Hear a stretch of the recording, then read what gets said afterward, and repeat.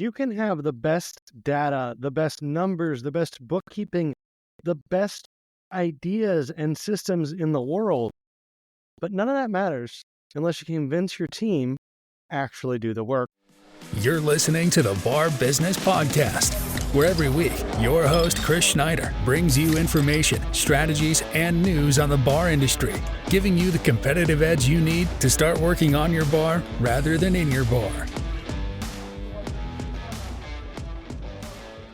Hello and welcome to this week's edition of the Bar Business Podcast, your ultimate resource for bar owners. I'm your host, Chris Schneider, and in today's episode, we're going to talk about bridging that gap between the data and the numbers that we normally talk about and leadership, and how to actually get your team to perform based on those numbers and your goals and your KPIs, and actually getting them to produce the results you need them to produce based on data-driven decision-making. So, of course, we talk about data-driven decision-making all the time, and it's hugely important. And that data-driven decision-making is what makes sure that you're on the right path, that you're pushing your bar in the correct direction and actually accomplishing the things you set out to accomplish. However, you have to go from the theoretical, from the numbers, to actually having the work done, to actually reaching those goals. And that's not always an easy process. In a lot of ways, the numbers and the financials and coming up with that data, measuring the KPIs is easier than implementing the changes you need to implement to improve those KPIs and to actually make your bar better. And so I really want to spend some time today talking about A, that process, but B, how to think about that. More the philosophy behind going from the data and the numbers that we talk about all the time on the show to the execution and impacting your bottom line. And before we really get deep into this, though, I want to go back and kind of preface this by talking about the framework that I always use. And if you've listened to the podcast for a long time, or if you've gone back and listened to old episodes, I think it's episodes 2, 3, and 4 cover my framework, the philosophy that I use to guide decisions and kind of look at the bar, or a bar, I should say, as a business, and look at it holistically to decide, how do we implement things? What are the building blocks? What is the framework to look at? And that framework I use is what I call the MCC framework, which is mindset, concept, and culture. The idea there being that you have to do those sequentially. As an owner or a manager, you have to have your mindset right first. You have to be thinking properly before you can affect your business. And then once you have that mindset, once you're in the right mental space and have the right tools personally to guide your business, you have to have a business. And a business at the end of the day is a concept. So a lot of times when people think about concept when it comes to bars, they think about just the kind of the surface level, right? I am an Irish pub. That is my concept. Or I am a cigar bar. That is my concept. And that is true. But the way I look at concept is a little bit broader than that. So yes, a concept is an Irish pub. But also part of when I talk about concept would be all the standards and procedures to run that place. What are the different positions and who's working them? What does the financial back end look like? Everything kind of, I don't want to say the laws of your business, but all the standards, all the procedures, everything that you put together for your business is what that concept is. So concept, yes, Irish pub, but in a broader sense, your concept is kind of all the procedures, all the policies, all the canon of material you've put together to understand what your bar is and how it's operated.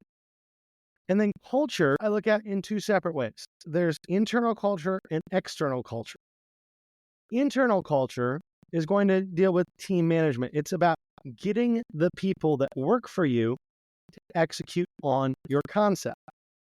External culture is marketing. It's reaching out to guests. It's how you project the culture that your business has into the world. So external culture deals with what you put out into the world. Internal culture deals with the actual culture within your establishment. And so when it comes to talking about how do we go from numbers and data and making those decisions based on data to executing those decisions in the real world, first of all, it comes down to mindset.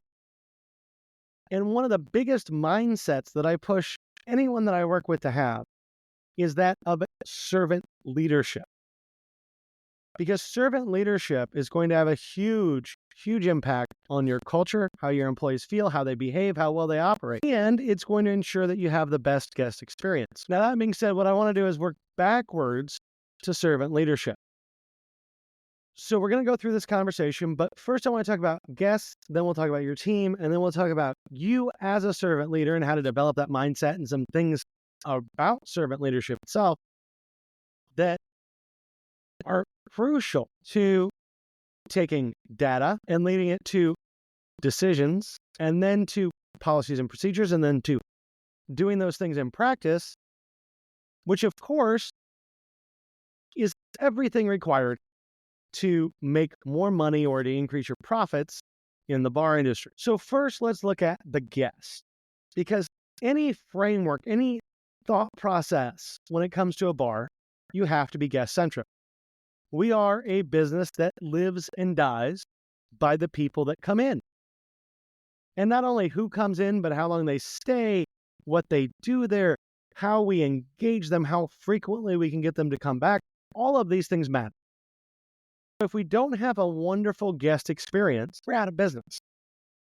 So a bar, first and foremost, is there to serve the guests.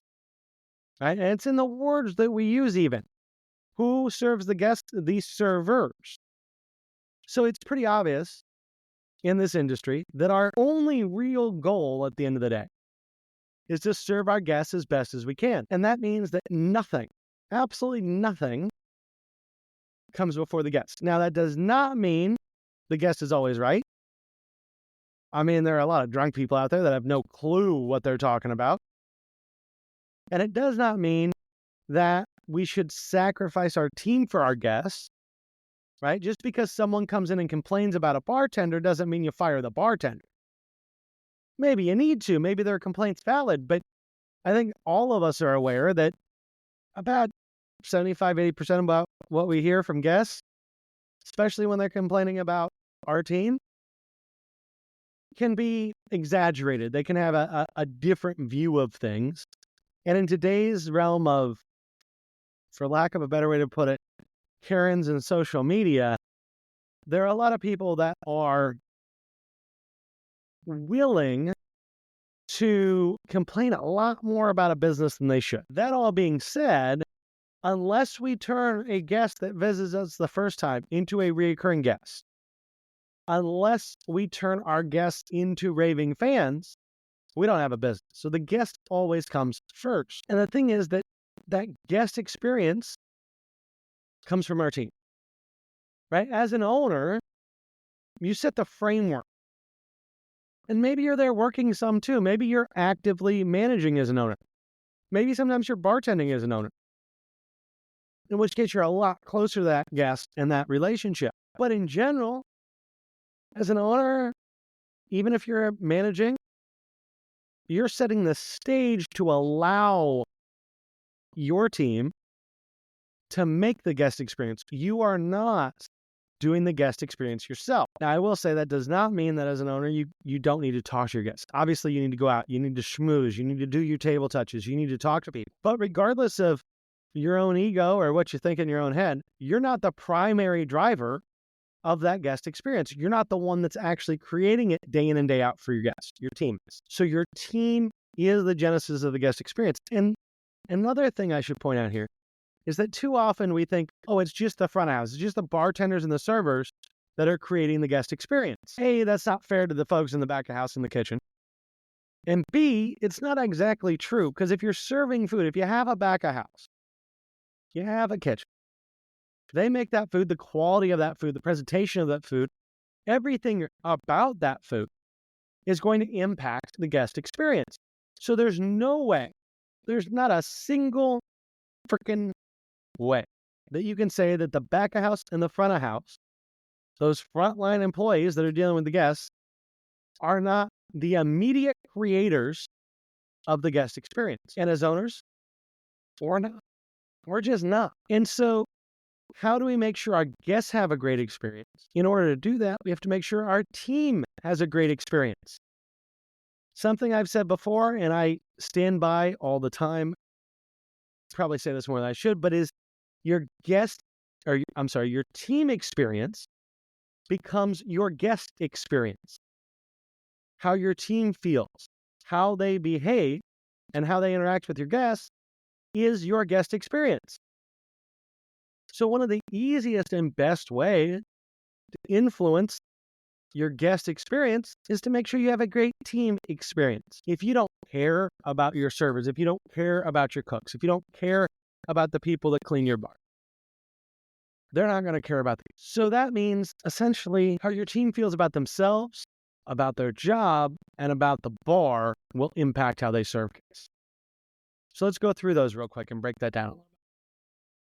The first part there is how your team feels about themselves. Let's be honest, and I'm sure most of you that are listening to this podcast are currently owners, but probably at some point you were a server or a bartender. And I know in my own experience serving and bartending and even in ownership, my personal mental state affects how I interact with people. And if I'm in a really bad mood, I'm not going to interact with people as well as if I'm in a really good mood. And so if you have a bartender who just broke up with her boyfriend, or a server who had a death in his family, they're not in the best mental state possible, and that's going to affect their ability to take care of your guests.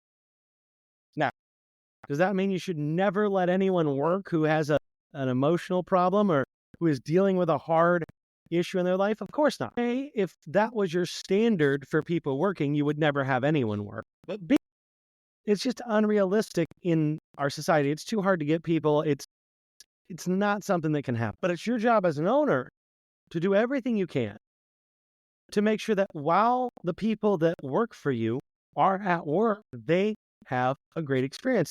There's nothing you're putting in their way that puts them in a bad mood. So how your team feels about themselves affects your customer experience. Second point there was how your team feels about their jobs affects your customer experience. Let's be real honest here. And I know I've been this person plenty of times. When I don't like my job, when I'm working for somebody else, and I don't like it, whether it's because my leadership are not doing what I need them to do or treating me unfairly, or because I am working for someone who has engaged in bad behavior that's negatively impacted the team and I'm caught in the middle, whatever it may be. If people don't feel good about their jobs, they're not going to work as that's just a fact. And so when you put roadblocks in the way of your team and how they feel about their jobs, they're just not going to do it well. Now, it's not only how they feel about their jobs, but it's also how they feel about the establishment. And that sounds kind of weird, right? Because how you feel about your job is usually a reflection of how you feel about the place you work. That's not always the case. I worked for someone years ago. I was a food and beverage director. And the GM of this place, I just could not stand. But the guests I loved. The place itself I loved. Just the GM made my life hell day in and day out. And frankly, I didn't last there long. And so I didn't like my job, but I did like where I was working. And I actually could say there are multiple examples of that in my history. So it's also possible to be on the other end, to really like your job, but not really believe in the establishment, right? You might have, I love going to this job, I make a bunch of money, but I don't like the concept, I don't like the bar, I don't like the people that come in. All of that can be true, and that's going to have a negative effect on that person's ability to work. So it's incumbent upon us as owners in the bar industry to make sure that our team feels good about themselves, their jobs, and the bar. Because when we do that, we're setting them up to be successful. And in setting them up to be successful, we're setting our customers up to have a great experience. Now, there are two things I will say here about what owners do that directly impacts that team experience in negative ways. The two things I see a lot are absenteeism and micromanaging. So the two opposite ends of the spectrum, and both ends can kill your team experience, and both ends, therefore, can kill your guest experience, which in turn kills your profit and puts you out of business. So on the micromanaging end, a lot of folks are micromanagers because, frankly, they don't lack or they don't have the trust and faith in themselves required to allow someone else to do what they told them to do, or just to do what they need to do in order to make a business. Now, that sounds kind of counterintuitive because people think, when you normally think about micromanagers, they're the people following you around the checklist, making sure everything is done, doing all of that. But oftentimes, if you are a micromanager, that micromanaging is coming from a place of insecurity. You're scared about your own ability to do the job. You're scared about how other people will execute what you tell them to do, so you micromanage. And again, why I started with the mindset, concept, culture framework is because micromanaging is normally a function of someone's personal mindset that makes them fearful of outcome and forces them internally, really, to have this hands-on, aggressive approach towards everything, because they feel like if they don't, everything falls apart. And so if you find yourself micromanaging, rather than worry about your team, I would encourage you to worry about yourself. Figure out what your fear is, what is going on in your head that's causing you to be a micromanager. Like I said, on the other side, that's absenteeism. And absenteeism can come in a lot of different ways, right? Sometimes absenteeism in our industry is just because I live in Indiana and I own a bar in Michigan and I have managers and it's all good and I'm engaged, but I'm not really engaged. And so I'm not crafting that team experience day in and day out. Other times absenteeism is, I'm so stressed, I cannot deal with this anymore. And so rather than dealing with it, rather than facing it head on, I'm just going to go hide in a corner. And that happens. We all go through times like that. I would imagine some of you have noticed that over the past month, I've missed some podcast episodes. Well, that would be absenteeism. Now, what's the cause of that absenteeism? I'll be real honest with you. My brother had a health issue, and he had a tumor, and he had to get it cut out. Now, luckily, there's no foreseen future health issues. It looks like everything's great. But in my struggle, dealing with my brother's illness, helping him deal with it, helping him recover after surgery, all of that, I was not in a mindset where I was able to be present and talk as much, because frankly, everything I had to say and everything in my brain was negative. And so rather than face that and deal with it, which I did in my own way, but I withdrew. Now, I missed 3 podcast episodes. Not the end of the world, right? I mean, the clients I was working with, I still talk to the whole time. Did other people get put on the back burner so that I could deal with a personal issue? Absolutely. So absenteeism isn't always by definition a bad thing. Sometimes it's just something you plan to do and it's a good thing that you did it. But where absenteeism can become really bad is when you just run away from your problems.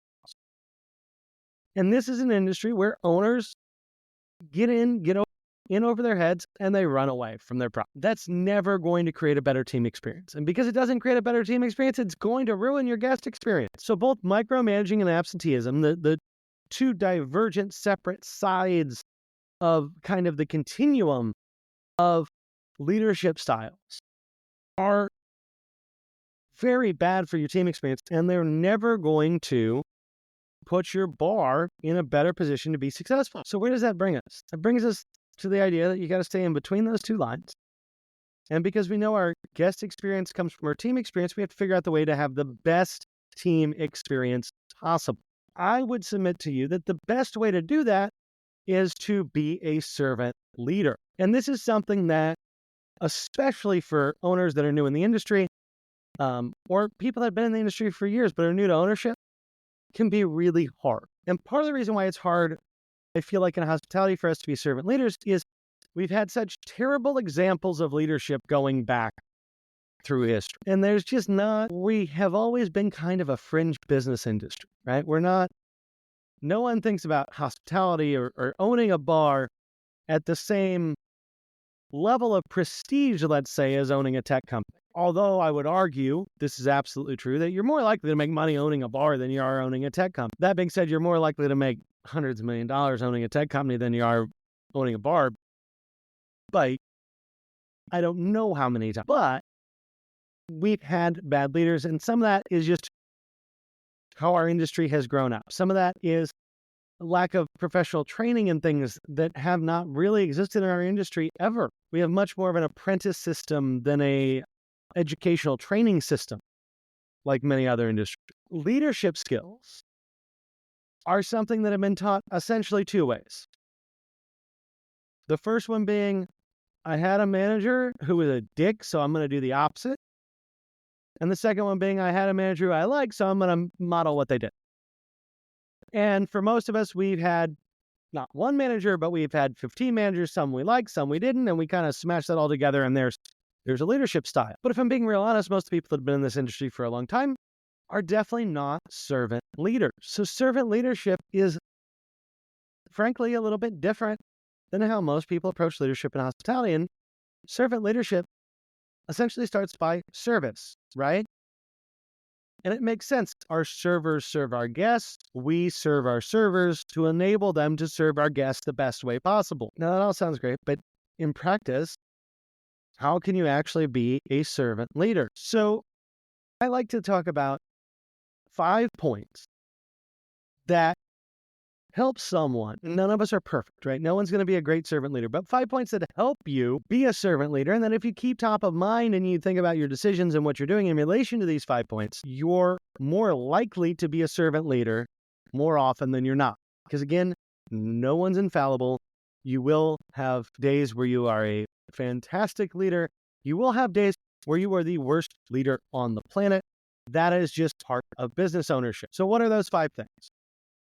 The first one is you focus on your team first. And when I say focus on your team first, one of the things that means to me, and you can agree or disagree on some of the exact ways to say, follow these 5 points of servant leadership I'm giving you, but you got to do it one way or the other. But to me, one of the ways I've always focused on my team first is that if there was an option, or if there was a point where, say, money was tight, I would make sure my team got paid before anything else. Well, I shouldn't say that. Make sure my team gets paid as long as I'm clear with everything on the government. Government gets paid first, team gets paid second. But that's a priority.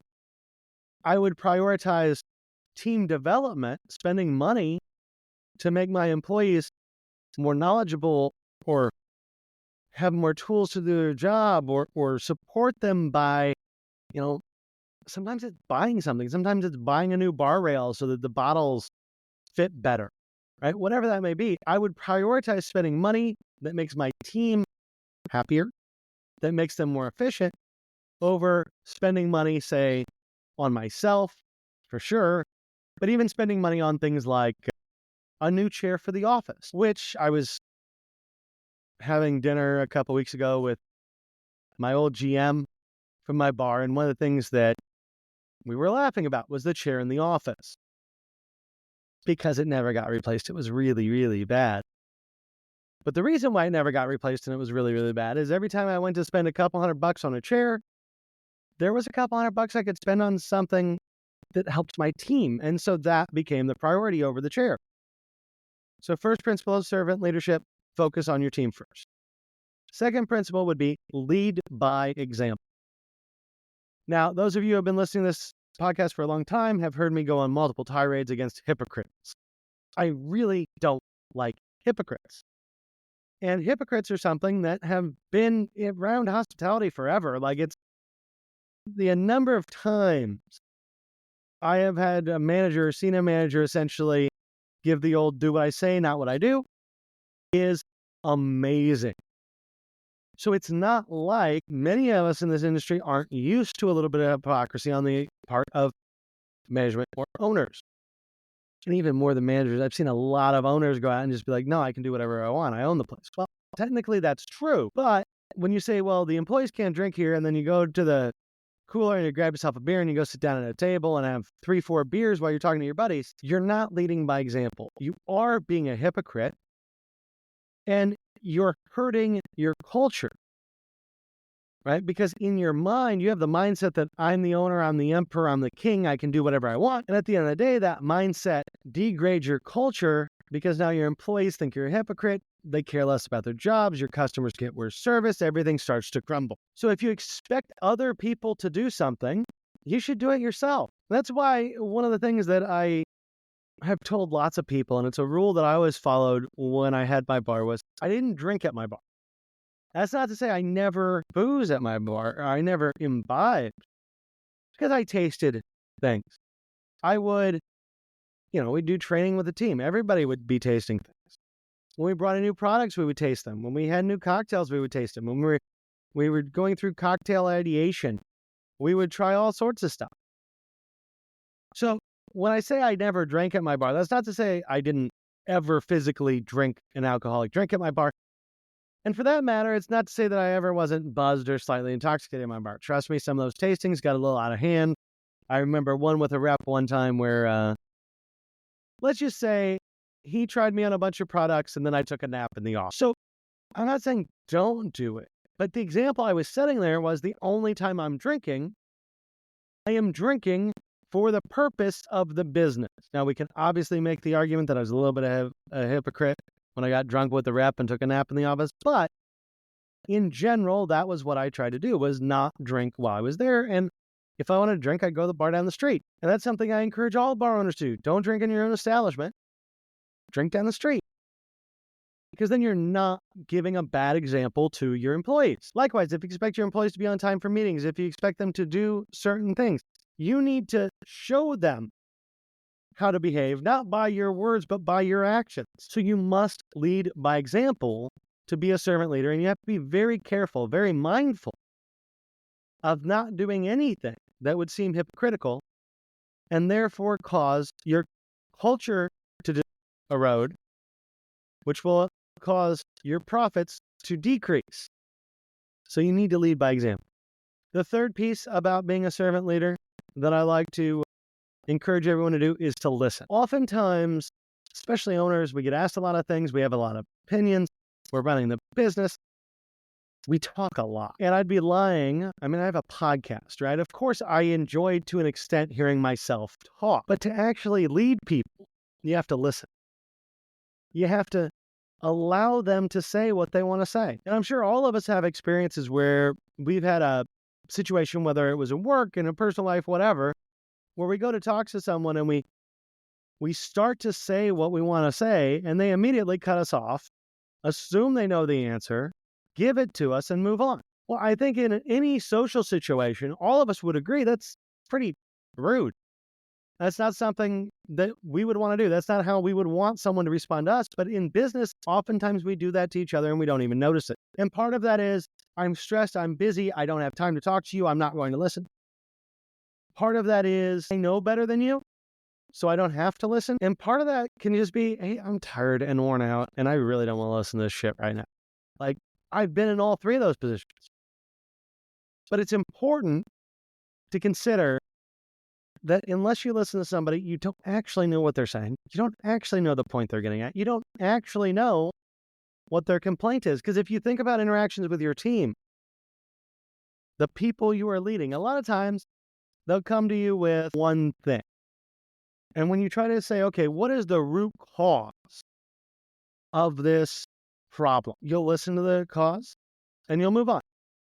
Well, you didn't listen to what they said enough, and they told you half the story. You came up with the cause, you moved on, when in reality, you should have been listening to these folks for hours, and maybe not hours. Hours is long, but you should have given them the time to explain themselves to actually understand what the heck it is you're talking about. Because frequently what people say at first is not what they actually mean. And along the lines of listening, something I like to do it's really weird when you start it, but it actually helps you get a lot out of people, is to allow conversations to pause. So rather than try to fill every second of a conversation, which is all of our natural inclinations, especially those of us that are in hospitality, we talk to a lot of people. We talk for a living. We're trying to bop from conversation to conversation to conversation, especially if you think about doing something like table touches. You are just walking around a room talking to everybody and you just, boom, flow conversation to conversation to conversation. The second talking to customers on a busy night, the second they give you a break and you can get out of there, you usually do. But when you're talking to your employees, when you're having conversations that matter, rather than try to rush through that conversation, if there's a pause, let there be a pause. Don't fill it with your own words. Let the person who is speaking get to the point that they fill that part of the conversation, that they come up with saying the next thing that's in their head. Because usually if you allow a pause to sit there for 5 or 6 seconds, A, they'll fill it in. They'll say something else. And B, that something else that they said normally gets you closer to what they're actually trying to convey to you than what they said before the pause. Now, the whole pause thing aside, again, to be a good leader, you have to listen. So listening is important. The fourth thing on my list of kind of requirements to be a servant leader is you have to be inclusive. Now, I think the term inclusive lately has gotten confused in the way inclusive has been put as part of DEI. There's a lot of politics around the word inclusive. And so what I would ask you to do when I say inclusive is to throw all your preconceived notions about what the heck I probably mean out the window. What I mean is everyone that should be involved in something needs to. Everyone that has an opinion should be able to say their opinion. That we should not discredit someone because of the position they hold. You can't just write off your dishwasher because they're a dishwasher. Sometimes they have good ideas. So when you think about your team, when you're giving them direction, when you're talking to people, rather than try to segregate your team into groups, rather than try to target individuals, be inclusive in the way that you go about managing and leading your team. Because frankly, I personally think that if we get into continuous improvement and things like that, some of the best ideas come from the bussers and the dishwashers and the barbacks. Now, why do they have great ideas? Well, A, they're doing a lot of the back end work. And that happens to mean that they see a lot that other people don't. If you want to know if your food portions are too big, first person to talk to is your dishwasher because they see all the food that gets thrown away.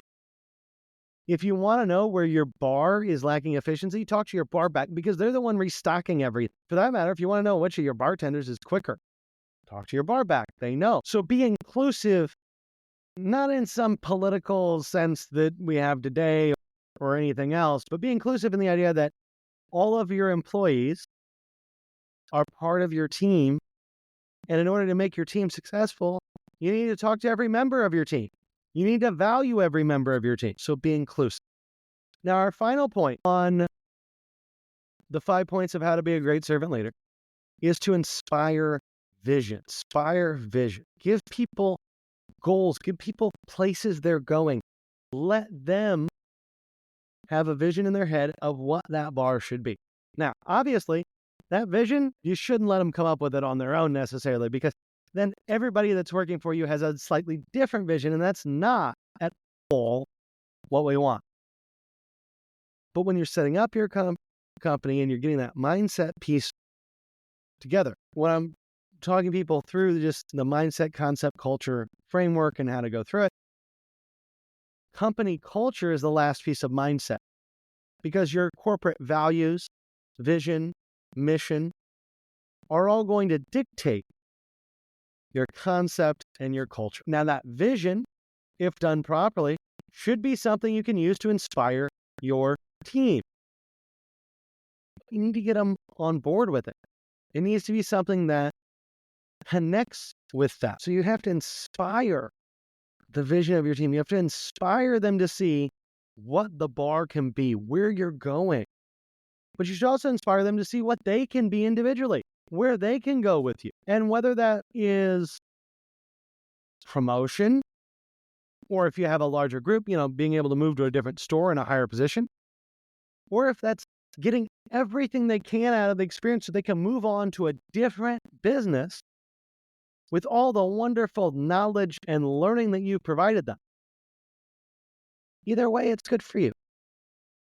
But you need to give them the corporate vision for the bar. You need to also inspire them to have personal vision, whatever that may be, whether that's 20 years working with you or 2 years working with you as a stepping stone to something better. You need to inspire that vision in them. You need to allow them to dream and be creative, and you need to foster that. And then if their dream really is to work with you for 2 or 3 years, become a bartender, learn how you run the bar, get all the cocktails down, and then move somewhere else to be a manager because your one bar doesn't have the ability for them to move up because your manager's been there for 10 years and ain't going anywhere, then help them do that. Understand where they want to go and help them get there. Serve them as a leader in achieving their vision, even when their long-term vision may cause you short-term harm. Because when you get them out there, if you get them through your bar and trained and give them a wonderful experience and they go somewhere else, all you're doing is spreading your culture and spreading your message across the industry, which is a powerful thing to do. It's a rewarding thing to do. And you're creating people that will cherish the time they worked for you and realize that you helped them through that journey with you, but then to a new opportunity. So not only inspire their vision in the bar, but inspire their vision in themselves and help them. So those are the 5 key points of being a great servant. Focus on your team first, lead by example, listen, be inclusive, and inspire vision. So I would challenge all of you listening, think about your leadership. Think about how you're leading your team and think about how are you able to go from data and KPIs and finances and all those things that we talk about all the time to executing it. And are you leading in a way? Are you serving your team in a way that makes that process of data to execution more difficult or makes it easier for you to go from data to execution, providing a better experience for your guests? So with that, we'll wrap it up for today. If you like today's episode, make sure you like, subscribe, leave a review, all that good stuff. As always, if you have not joined, join Bar Business Nation on Facebook. It's a Facebook group. I'm in there. We got a bunch of bar owners in there. We're having conversations. It's really a place for bar owners to interact with other bar owners, to learn, to grow, to have people to bounce ideas off of. And as always, if you're interested in talking with me, schedule a strategy session. There's a link in the show notes for that as well. With that, everyone, I hope you have a great day, and we will talk again later. Thanks for listening to the Bar Business Podcast. Make sure to subscribe so you don't miss any future episodes. Check out our website at barbusinesspodcast.com and join our Bar Business Nation Facebook group for more strategies and tips.